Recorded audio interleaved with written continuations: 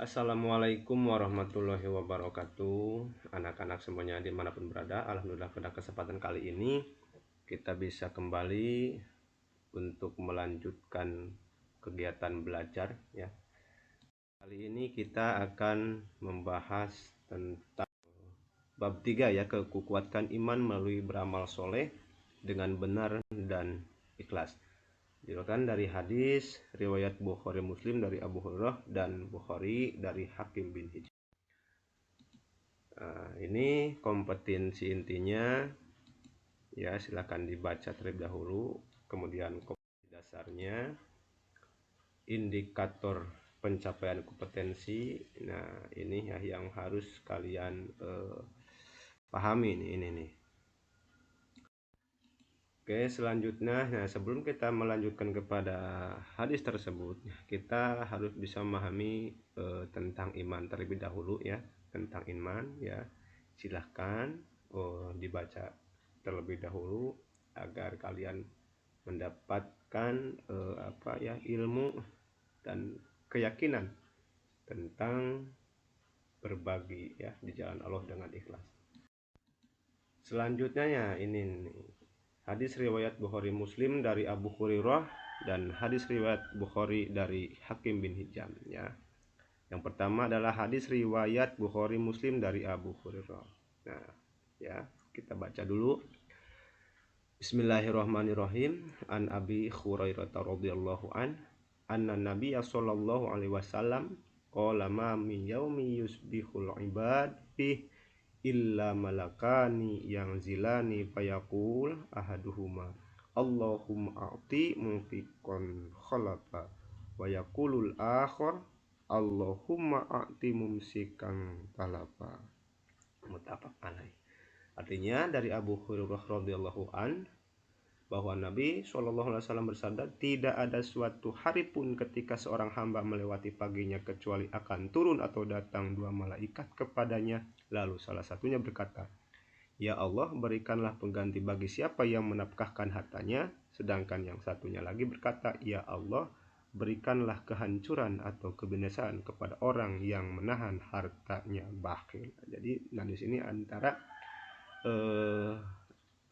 penderma sama yang kikir ya. Nah nanti yuk lanjut. Nah ini ada sebuah pocong kisah, kemudian boleh ya untuk kalian ini semua bisa membaca kemudian menjelaskan ya, dari kisah-kisah tersebut tentang infak yang ikhlas ya, ikhlas untuk mendapat ridho Allah Subhanahu wa taala. Yang kedua itu adalah hadis riwayat Bukhari dari Hakim bin Hizam, ya ini tentang infak atau beramal soleh dengan benar dan ikhlas. Ya, kita baca kembali. Bismillahirrahmanirrahim. An Hakim bin Hizam radhiyallahu anhu anna nabiyya sallallahu alaihi wasallam qala al yaddul ulya khairum minal yaddis sufla wabda biman ta'ulu wa khairu sodaqati amdohri ghinau wa mayyastagmir yu'ifahullahu wa mayyastagni yughnihillah rawahul Bukhari. Terjemahannya atau artinya dari Hakim bin Hizam radhiyallahu anhu dari Nabi sallallahu alaihi wasallam berkata, tangan yang di atas lebih baik daripada tangan yang di bawah. Tuh. Maka mulailah untuk orang yang menjadi tanggunganmu, dan sodakoh yang paling baik adalah dari orang yang sudah cukup untuk kebutuhan dirinya. Maka barang siapa yang berusaha memelihara dirinya, Allah akan memelihara, dan barang siapa yang berusaha mencukupkan dirinya, maka Allah akan mencukupkannya. Nah ini kan, ini adalah terjemahan dari hadis riwayat Bukhari dari Hakim bin Hizam. Nah ini adalah isi kandungannya ya, silahkan berserta kelompok yang sudah dibagikan ya, silahkan ini untuk hadis-hadis tersebut itu bisa dianalisis kemudian dan bisa mendiskusikan hasilnya tersebut, kemudian dan dapat untuk mempresentasikan. Oke. Nah, dalam hadis riwayat Bukhari Muslim ya dari Bukhari juga menjelaskan bahwa menafkahi keluarga yang menjadi tanggungan adalah harus menjadi prioritas utama dibandingkan memberi nafkah orang lain. Maka mulailah berinfak dengan mencukupi kebutuhan diri sendiri, lalu orang yang menjadi tanggungan kita. Berinfak untuk dirimu lebih baik daripada selainnya. Rasulullah dalam hadisnya bersabda, ibda binafsika fatasoddaq alaiha fa'in fadalla say'un pali ahlika. Nah ini dua kali ya nih, dua kali sama seperti yang ini, ibda binafsika fatasoddaq alaiha fa'in fadalla say'un pali ahlika. Ini terjemahannya atau artinya, mulailah dari dirimu bersedekah untuknya jika ada sisa, maka untuk keluargamu. Hadis riwayat Bukhari Muslim. Nah ini hadisnya sahih ya. Dalam hadis yang lain Rasulullah SAW bersabda, 1 dinar yang engkau infakkan di jalan Allah, 1 dinar yang engkau infakkan untuk memerdekakan seorang hamba atau budak, 1 dinar yang engkau infakkan untuk orang miskin, dan 1 dinar yang engkau infakkan untuk keluargamu, maka yang lebih besar ganjarannya ialah 1 dinar yang engkau nafkahkan untuk keluargamu. Hadis riwayat Muslim.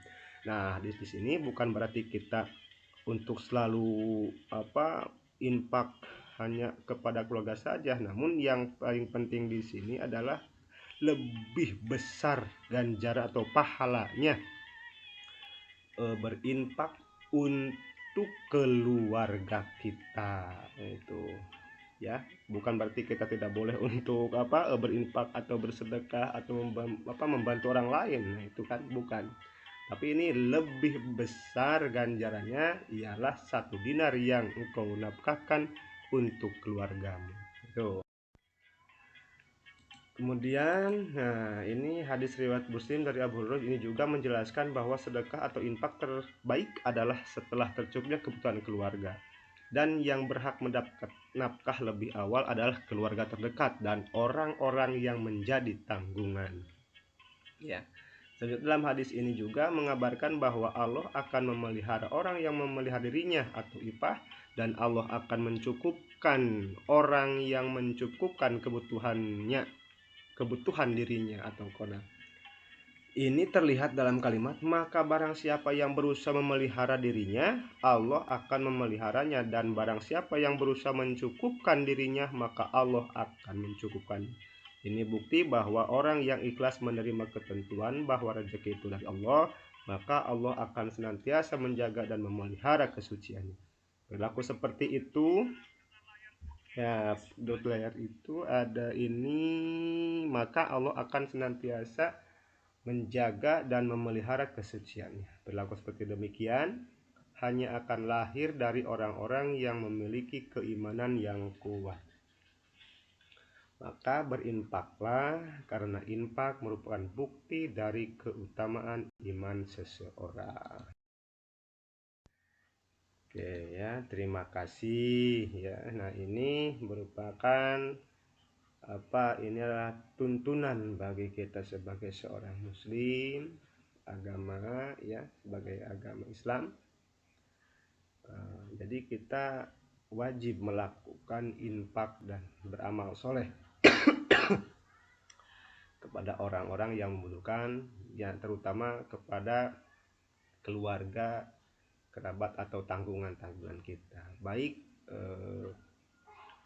anak-anak semua, silahkan ya, sesuai dengan arahan dari ketentuan di atas dari KB dan IPK-nya ya, yaitu ada untuk menjelaskan, kemudian menganalisis, kemudian mempresentasikan hasil analisis, kemudian berdiskusi.